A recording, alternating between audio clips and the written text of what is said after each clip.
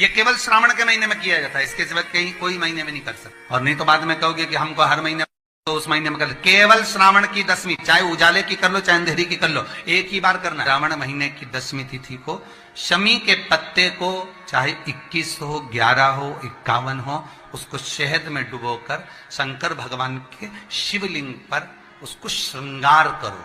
केवल चढ़ाना नहीं है, जब शहद में डूब जाए शिव का श्रृंगार करो। क्या होगा इससे? तो लिंग पुराण कहती है, नर्मदा पुराण कहती है, शंकर का जब हम शमी के पत्ते को शहद में डुबोकर श्रृंगार करते हैं, शंकर कहते हैं इसने मेरा श्रावण महीने में श्रृंगार करा है, तो क्यों ना मैं भी इसका धन का श्रृंगार कर इसको कर से मुक्त कर दूं, तब कर जा चुका करी जाती है मात्र 10वीं की तिथि के, केवल 10वीं, चाहे उजाला की हो चाहे अंधेरे की। चिड़चिड़ करता है या गलत मार्ग पर चलता है, श्रंभेश्वर महादेव शंकर जी का एक नाम है, श्रंभेश्वर महादेव।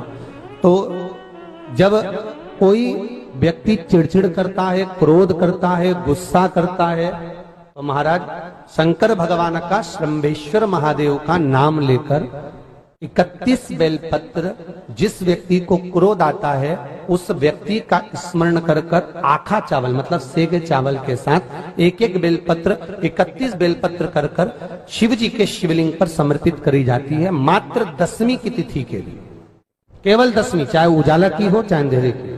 कौन से महादेव का नाम लेना है? श्रंभेश्वर महादेव जी का। एक और चीज है महाराज, छोटे छोटे बच्चे रहते हैं, कुछ कुछ बच्चों को माता जबरदस्ती के भोजन कराती है, खिलाती है, ठोकती, मारती, खिलाती है। कुछ कुछ बच्चे ऐसे रहते हैं वो कुछ खा ही नहीं पाते, मुख में दो और वॉमिटिंग कर देते हैं, उल्टी कर देते हैं। ऐसे बच्चों के लिए या जिस व्यक्ति को भोजन पचता नहीं हो और उदर में एसिडिटी रहती हो और जलन टाइप की होती हो, उसके लिए भी श्रंभेश्वर महादेव का सुंदर व्याख्यान वर्णन किया है। श्रंभेश्वर महादेव के ठीक सामने अर्थात भगवान शंकर के किसी भी शिवलिंग के सामने एक तांबे के लोटे में जल रख लीजिए, वो जल के अंदर 3 बेलपत्र डाल दीजिए, एक पीपल का पत्ता डाल दीजिए, शमी के 11 पत्ते कलश को छुआकर शंकर भगवान के शिवलिंग पर श्रंभेश्वर महादेव के नाम से चढ़ा दीजिए। उस जल को उठाकर ले आइए, एक रात्रि तक घर के अंदर रखना है। उस जल को श्रंभेश्वर महादेव का नाम लेकर जिस व्यक्ति को एसिडिटी होती हो या उदर खराब रहता हो या भोजन नहीं पचता हो या पेट से जुड़ी हुई प्रॉब्लम हो या बच्चों को भोजन कराते हैं और वो वोमिटिंग कर देते हो, ऐसे बच्चे को या भोजन नहीं भा रहा हो ऐसे व्यक्ति को उस जल को सुबेरे दोपहर शाम 3 बार श्रंभेश्वर महादेव का नाम लेकर आचमन कराना प्रारंभ कर दो, पिलाना चालू कर दीजिए। 3 या 4 दिन पिलाओगे, अपने आप उदर में भी आनंद रहेगा, बच्चा भोजन करना भी प्रारंभ कर देगा।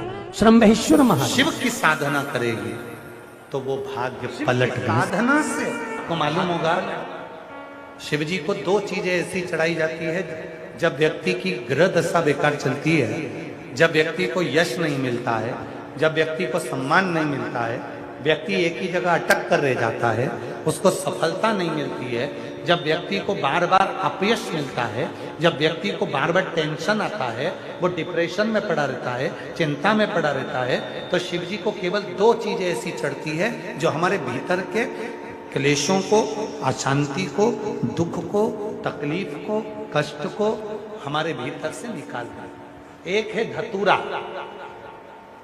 और दूसरे नंबर पर है शमी का पत्र।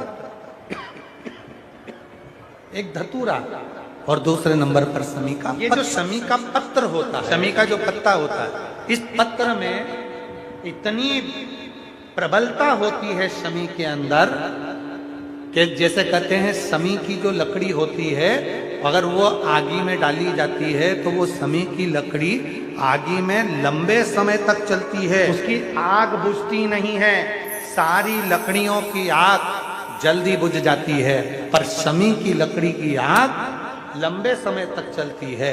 उसी तरह एक शमी का पत्र जब हमारे भीतर बहुत क्लेश होता है, अशांति होती है, टेंशन होता है, डिप्रेशन होता है, जब मन में अशांति होती है, चिंता होती है, व्याधियां आती हैं, तो एक शमी का पत्र जब हम भगवान देवाधिदेव महादेव को समर्पित करना चालू कर देते हैं तो हमारे भीतर की जो भी तकलीफें हैं, कष्ट हैं, बीमारियां हैं, रोग है, ये सब धीरे धीरे कटना प्रारंभ हो जाता है। एक शमी के पत्र में वो बल होता है, एक धतूरे में वो बल। धतूरे को भी 3 तरह से चढ़ाया जाता है। जब घर में बहुत क्लेश होता है, अशांति होती है, तो धतूरे को चढ़ाने के बाद शिव जी पे जल चढ़ाया जाता है। कोई घर में बड़ी बीमारी आ जाती है और डॉक्टर ने कह दिया कि इसकी तो ऑपरेशन ही कराना पड़ेगा, इसको कहीं ना कहीं तकलीफ ज्यादा ही है और ऐसा लग रहा है कि बहुत तकलीफ में जाएगी ये बीमारी, उस समय पर धतूरे में लाल चंदन और पीला चंदन लगाकर शिव जी को चढ़ाया जाता है। और तीसरे नंबर पर जब घर के लोग सब अलग अलग दिशा में जाने लगे, ना ये हमारी सुने ना वो हमारी सुने, सब अलग अलग दिशा में भाग रहे हैं, तब धतूरे के साथ 5 काली तिल को डालकर धतूरे पर शिव को समर्पित करना प्रारंभ किया जाता है, तो सब ठीक होना प्रारंभ। 3 क्रम। एक शमी का पौधा ऐसा होता है, योनियों में वृक्ष की योनि में अंतिम योनि पर लाकर रुक जाए, इसलिए पंचदशमी पंच शनि पूजन की महत्वता होती है।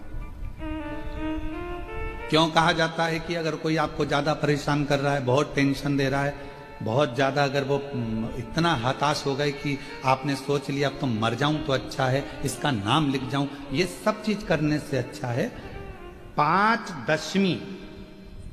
दशमी जानते हो? कोई 5 दशमी आप चुन लीजिए। 5 कोई सी भी दशमी पर शमी के वृक्ष के नीचे जाइए, घी का दीपक लगाइए, शुद्ध जल तांबे के पात्र में लेकर जाकर अर्पित करिए। पहले दीप जलाना, उसके बाद शमी के पौधे में जल डालना और पौधे उस वृक्ष के नीचे बैठकर जल चढ़ाकर वहीं पर 1 चावल का दाना समर्पित कर कर बाबा से प्रार्थना करना कि बाबा मुझे बहुत कष्ट है, ये मेरा एक तकलीफ मुझे दे रहा है, बस आप मेरी तकलीफ को दूर करना। शिव की ऐसी कृपा होगी।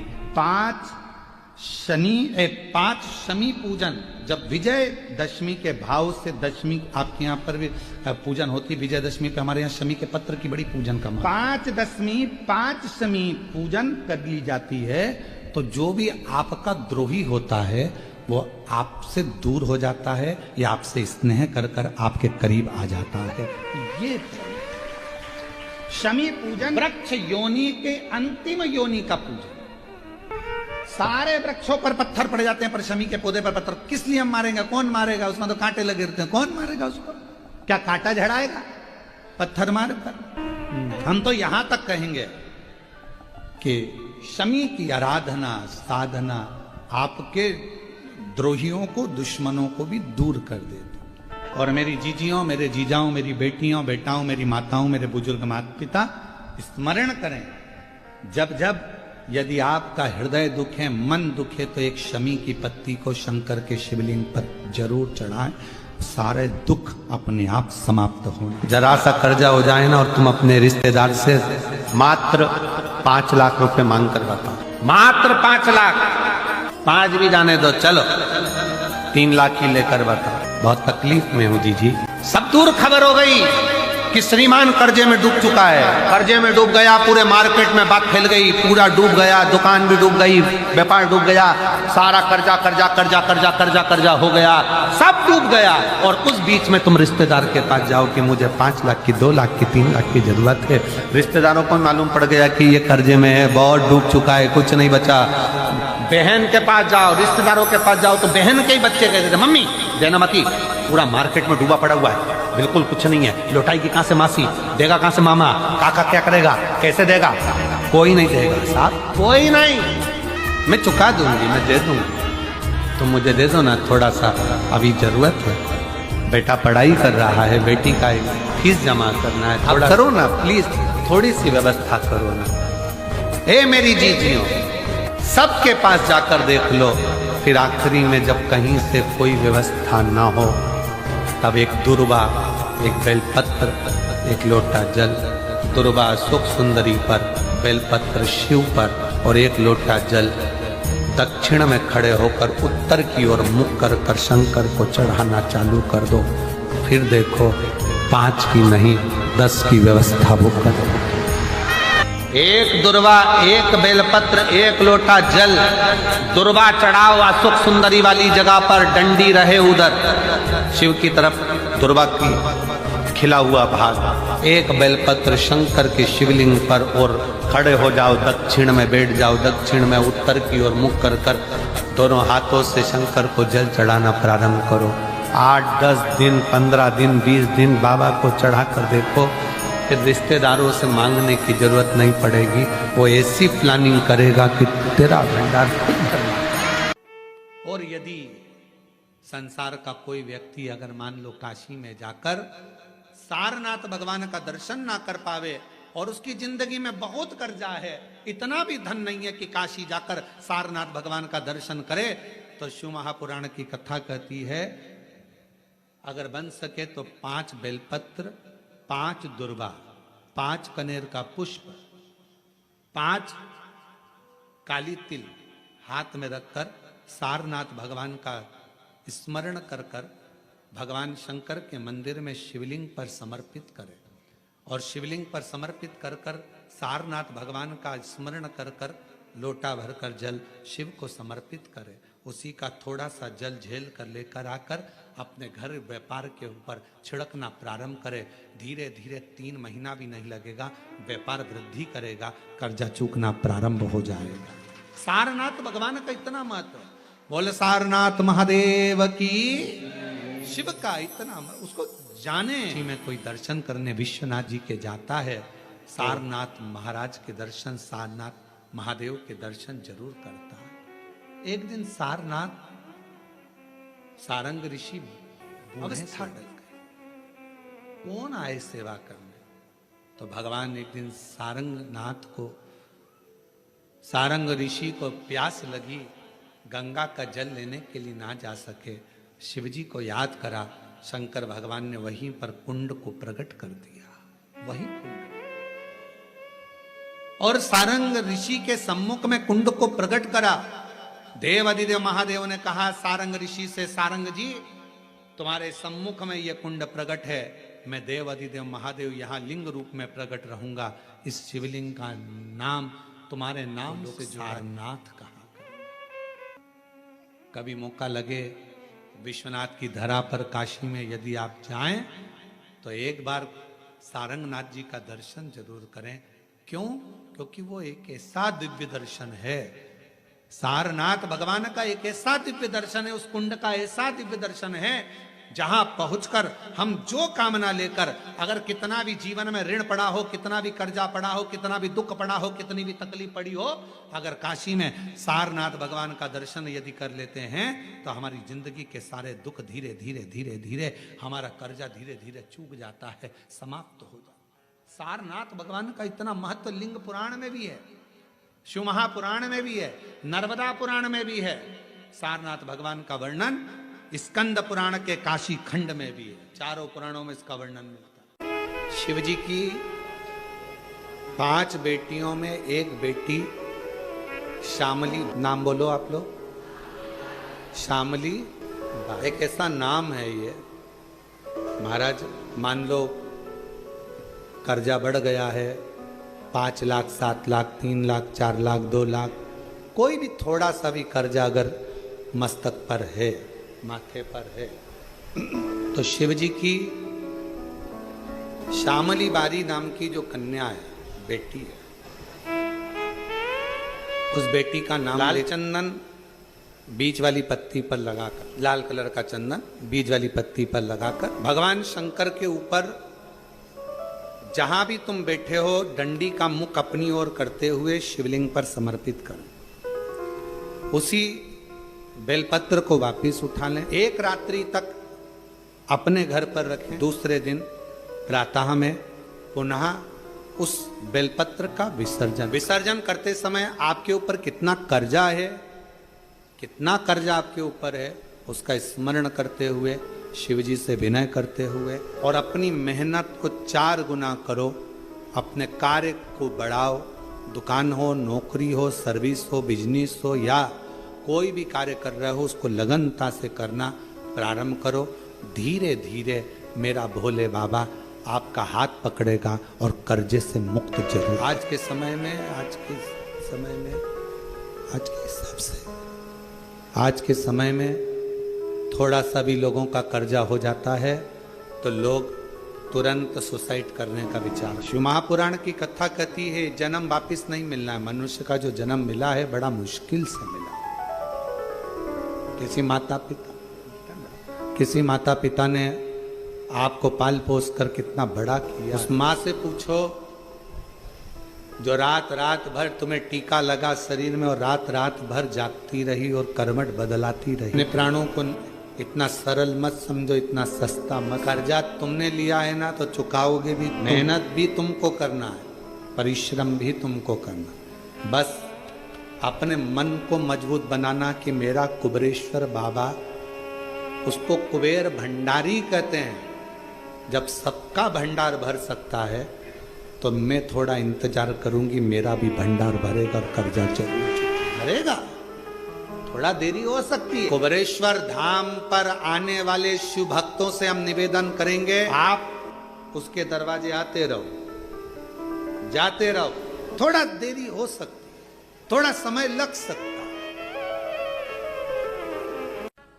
सारी दुनिया की ठोकर खा लो, सारी दुनिया के हाथ जोड़ लो, सारी दुनिया से निवेदन कर लो और उसके बाद भी तुम्हारी दुख की घड़ी समाप्त नहीं हो। तुम्हारे घर में कोई गमला हो, कोई पौधा लगा हो, जो भी पौधा लगा हो, हम ये नहीं कहेंगे कि वो गुलाब का है कि गेंदा का है कि शमी का है कि बेलपत्री का है। जो पौधा तुम्हारे घर में लगा हो, सावन चालू हुआ है, अगर तुम्हें लगता है कि मेरी दुख का समय समाप्त नहीं हो रहा, मेरी दुख की घड़ी समाप्त नहीं हो रही, घर में रहने वाले जितने लोग आस्था चैनल पर कथा सुन रहे हैं, जितने फेसबुक यूट्यूब पर कथा सुन रहे हैं, और जिसके श्रावण में अगर मान लो एक दिन आपका निकल भी गया, 2 दिन आपके छूट भी गए, कोई दिक्कत की बात नहीं। जो पेड़ तुम्हारे यहाँ लगा हो, जो पौधा तुम्हारे यहाँ लगा हो, जो वृक्ष तुम्हारे यहाँ लगा हो, जो क्यारा तुम्हारे यहाँ, कुंडी तुम्हारे यहाँ, उसी की मिट्टी को, उसी के पेड़ के नीचे, उसी पौधे के नीचे, उस मिट्टी को थोड़ा सा हाथ से उसको उठाकर एक लिंग की आकृति बना लें। उसमें जलाधारी बनाने की जरूरत नहीं, केवल लिंग की आकृति बनाकर उसी की पूजन वहीं कर पानी चढ़ाकर 15 से 20 मिनट बाद अपना काम करने के बाद उसी को उसी मिट्टी में विसर्जन कर दें, अपनी कामना कर देव अधिदेव महादेव 2 महीने के बाद क्या देगा ये वही जान सकते। देख लिया हमने, बहुत प्रयास कर देख लिया, सारी दुनिया का हमने प्रयोग कर देख लिया। इनसे भी पूछा, उन्होंने कहा वाशरूम इधर बना दो, वास्तु शास्त्री ने कहा ये बना दो, ज्योतिषाचार्य ने कहा ये बना दो, उन्होंने कहा ये बना दो, उन्होंने कहा वो बना दो। हमने दुनिया का काम कर देख लिया, हाथों की अंगूठियां बदल कर देख ली, नग आभूषण बदल कर देख लिए, सोने की दिशा बदल कर देख ली, सीढ़ियों की दिशा बदल कर देख ली। अब जब सारी दिशा बदल कर देख ली, सारा काम कर देख लिया, उसके बाद भी अगर हमारी ग्रह दशा नहीं सुधरे, हमने सबके दरवाजे जाकर देख लिया, देवी देवताओं के भी धोख के देख लिया, पर जब भी अगर हमारी दशा ना सुधरे तो फिर कहीं मत जाना, महादेव के चरणों में जाकर बस उसकी आराधना में लग जाना, फिर वो संभाल लेगा। शिव महापुराण में सुना है शंकर भगवान पर 108 कुछ भी शिव को चढ़ाना चाहिए श्रावण के महीने में। हमने पहले भी कहा था, पिछले लॉकडाउन की कथा निकाली है और श्रावण के महीने की कथा निकाल कर सुनना। उसमें कहा था आपके पास कुछ भी नहीं है तो 108 चावल के दाने चढ़ाइए, 108 मूंग के दाने चढ़ाइए, 108 आप चाहे तो सरसों के फूल चढ़ाइए, 108 चाहे तो सफेद पुष्प चढ़ाइए, 108 चाहे तो गुलाब की पत्तियां चढ़ाइए। पर सावन के महीने में एक नियम बनाना कि मैं 108 ये वस्तु शिव को समर्पित करती हूं। उसका कारण क्या है? तो स्कंद पुराण में लिखा है शंकर भगवान को सावन के महीने में जब हम 108 कोई वस्तु समर्पित करते हैं तो शंकर उसको लाख और करोड़ों गुना कर हमको पूरे वर्ष में प्रदान कर देता है। इस बेलपत्री की मध्य पत्ती पर, बेलपत्री की बीच की पत्ती पर लगाया हुआ चंदन और पत्ती के 3 पत्तियों का जहां पर मिलन हुआ है उस जगह पर लगाया हुआ शहद शिव को जब चढ़ाया जाता है तो वो भाग्य की बेकार रेखा को भी बदल देता है। वो साधारण नहीं, वो बहन जी बोली 97 लाख का कर्जा चूका गुरुजी केवल दीप लगाने से शिव को। और आपने जो दीप बताया था, और वो दीप की गणना आज फिर कर रहा हूं इस व्यासपीठ से, फिर बाबा के धाम से। ये मीरा भयंदर की पवित्र भूमि पर अगर वो चरित्र सामने आया है और वो दीदी के माध्यम से अगर बात निकली है, तो उन दीप की गणना फिर बोल रहा हूं इस व्यासपीठ से। फिर जो आपने दीप बताया था, उस दीप के प्रभाव से आज हमारा 97 लाख का कर्जा बाबा ने 3 महीने में चुका। कैसे व्यवस्था करी, क्या व्यवस्था करी, ये वही वो 2 दीप। आज अगर कथा निकली है ज्वालासुर की, तो अपने भीतर वो 2 दीप का महत्व अपने अंदर उतार कर रखी है। वो 2 दीप साधारण नहीं है, जो हमने पहले 7 साल पहले भी कथा के माध्यम से बताया था। यदि आप लोग YouTube पर कथा सुनते होगे, जब व्यक्ति हताश हो जाता है, कर्जे में लगा लूम हो जाता है, बहुत दुखी हो जाता है, कुछ भी नहीं रहता, फैक्ट्री नहीं चलती, व्यापार नहीं चलता, कोई काम नहीं चलता, ना कोई व्यापार चल पाता है, टूटकर आखिरी में सोचता है अब बच्चों का भरण पोषण कहाँ से करूं, परिवार को कैसे पालूं, मर जाऊं तो अच्छा है। मेरा उन लोगों से निवेदन है, मरना किसी चीज का हल नहीं, उसकी कृपा होना चाहिए, उसकी दया होना चाहिए, किसी दूसरे की सामर्थ्यता नहीं। केवल देवता देंगे पल्ला झाड़ कर, और मेरा कुबेर भंडारी देगा छप्पर झाड़ कर, और वो देता है, साधारणता में नहीं देता, थोड़ा बहुत तो देता ही नहीं है। पूरी कथा को देखिए, 10 साल 20 साल 30 साल की कथा निकाल कर देखिए, पूरी कथा की वीडियो आप निकालिए, हर वीडियो में आप देखोगे भगवान ने जिसकी भी गोदी में बच्चा दिया, एक एक तो कम दिया, 2-2 ज्यादा दिया, क्योंकि उसकी रीति है, देता छप्पड़ फाड़ के। मैं ज्वालासुर को समाप्त नहीं, इसकी बैलेंसिंग करूंगा, और ये ज्योति के रूप में रहेगा। मां शक्ति के पास में भी ज्योति के रूप में, शिव के पास में भी ज्योति के रूप में। इसलिए जब तुम संपूर्ण तरह से हार जाओ, लगे अब कुछ भी नहीं अपने पास में, एकदम खाली हो गए, कुछ भी नहीं बचा, तब बेलपत्र के वृक्ष के नीचे शंकर जी के मंदिर के 2 दीप लगाना प्रारंभ कर दीजिए। एक लंबी बाती का दीप, एक गोल बाती का दीप, एक शक्ति का, एक शिव का, दोनों दीप घी के, दोनों सामने रखो, बाबा को प्रार्थना करो। शिव मंदिर में लगाने के बाद फिर बेलपत्री के वृक्ष के नीचे जाओ। उस बेलपत्री के वृक्ष के नीचे जाना जिसकी छांव तुम्हारे ऊपर पड़े, पौधा नहीं, पौधे की छांव नहीं आ पाती अपने ऊपर, पौधा छोटा सा रहता तो उसकी छांव नहीं आती। बेलपत्र के वृक्ष की छांव में बैठकर 2 दीप लगाओ जिसकी छांव है। 2 महीना नियम ले लो, शाम के समय पर दिन भर मेहनत करूंगा, परिश्रम करूंगा, अपने व्यापार को बढ़ाऊंगा, कर्म करूंगा, मेहनत करूंगा, और शाम को प्रदोष काल में मेरे घर का कोई भी व्यक्ति जाएगा, शिव मंदिर में 2 दीप और बेलपत्र के वृक्ष के नीचे 2 दीप लगाएगा। 2 महीना इंतजार करना, मेरा बाबा हाथ पकड़कर तुम्हें ऐसा दौड़ाएगा कि शिव अपने आप करुणा कर छोड़ता नहीं। दुनिया में एक दोस्त ऐसा है मेरा देव अधिदेव महादेव, दुनिया में एक मित्र ऐसे हैं मेरे शंकर भगवान, जिन्होंने शंकर को अपना सर्वस्व मान लिया।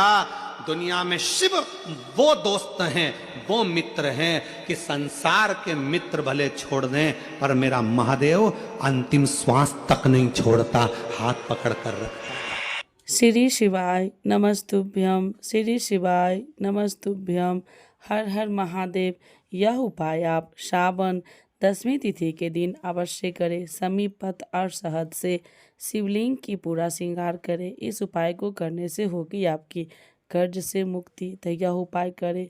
श्री शिवाय नमस्तुभ्यम, श्री शिवाय नमस्तुभ्यम, हर हर महादेव।